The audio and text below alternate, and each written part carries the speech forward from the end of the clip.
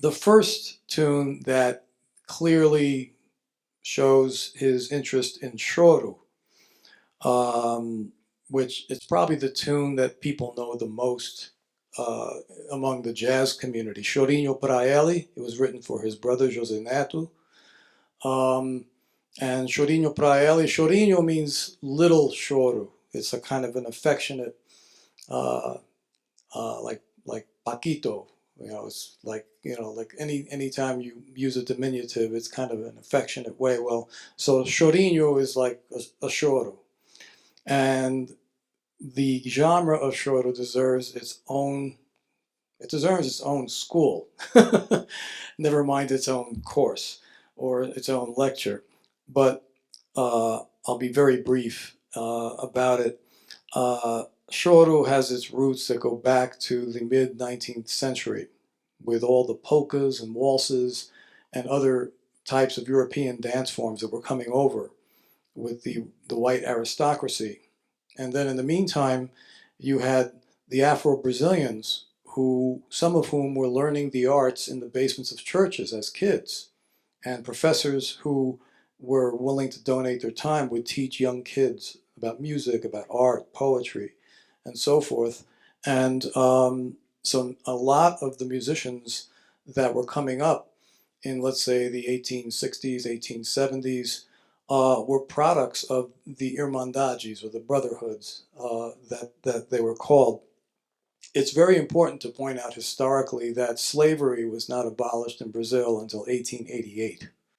So there was definitely a very clear socioeconomic and racial divide between the white Europeans, who were pretty much controlling a lot of the stuff going on in Brazil, including the building of railroads in the interior and so forth, and the Afro Brazilians who were populating the cities. So people that played choro were musicians part time for the most part. They had other types of professions that would keep them keep food on the table for them and their families. Um, so what they would do is that they would play these dances, they would play these gigs for these Europeans, and then they would go kind of back to their barber shop and close the shop up and jam, and they would start to do their own interpretations of these melodies.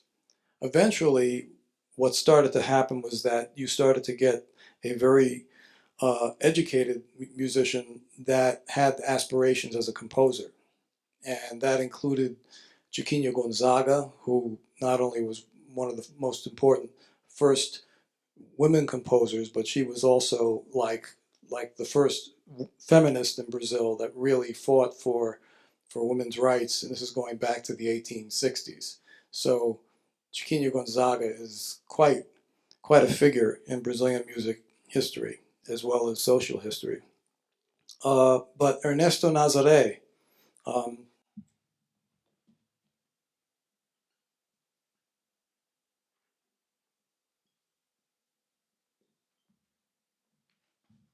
it looks like Nazareth, but it's pronounced Nazaré.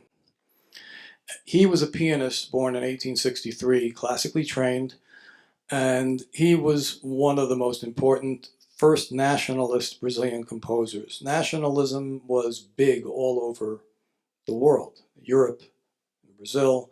It was a time where it was not only okay but encouraged to incorporate your roots into art music.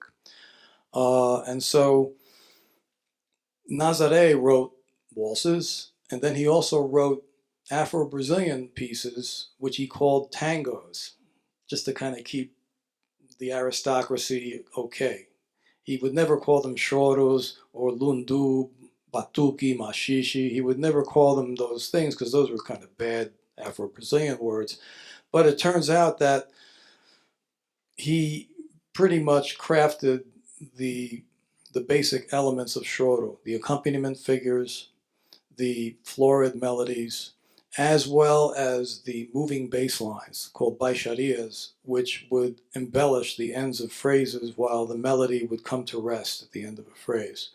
Um, so, if you're interested, I can email you a link to the program notes from the most recent New School Choro Ensemble concert, and there's some background on Choro and many of the composers represented in the concert. So just go to my site and I can email you that. So this is Chorinho Pra Ele, and it's a very jazzy choro, and the form, as you can see here, you have a 4-bar intro. The A section is 12 bars, so it's A-A-B-A. The bridge is 9 bars, 4 plus 5, and then at the very end you have a double time. Statement of the theme, which is something that they like to do a lot. And then, of course, an outro, just a little coda. So this is Chorinho Pra Ele.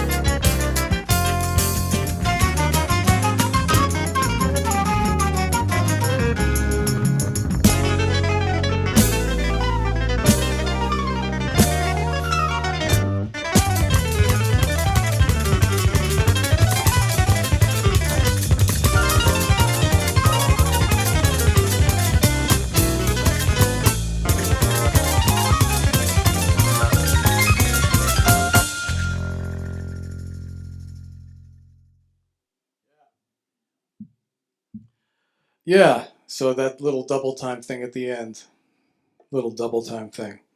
So that's Hermeto on on piano at that point. And I'm not exactly sure who the flute player was. That it was definitely maybe it was Cacao.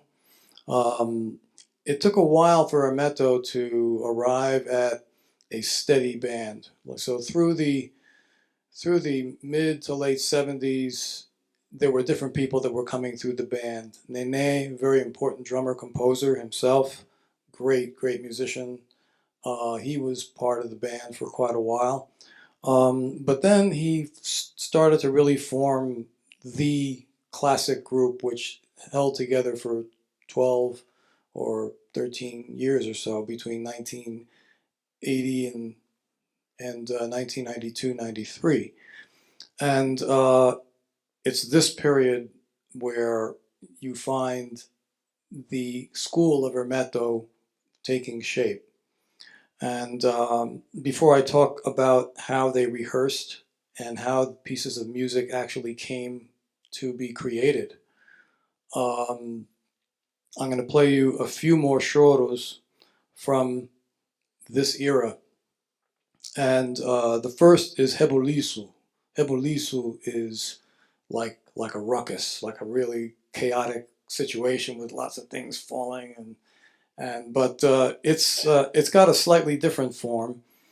It's AABB prime kind of, and the solos are only on the A section, and then you have the B section, and then again a double time A section. So Rebuliço is a really great tune. It's fun to blow on because the A section is 9 bars long. And even though the melody is very much like all the other Choros, very 16th note dominated, once the solos start, the band just loosens up. The rhythm section totally gets loose. And so they're not playing like a typical groove at that point. It gets very, very loose. And Hermeto's just soloing and scatting at the same time, which is something that he loves to do. And he gets so excited, and the band just goes with him, and the tempo just starts to go like this. And so by the time they play the bridge, I'm not sure what the difference in the metronome marking is, but it's significant. And then they double time the A section after that. So check this out. This is great. Rebuliço.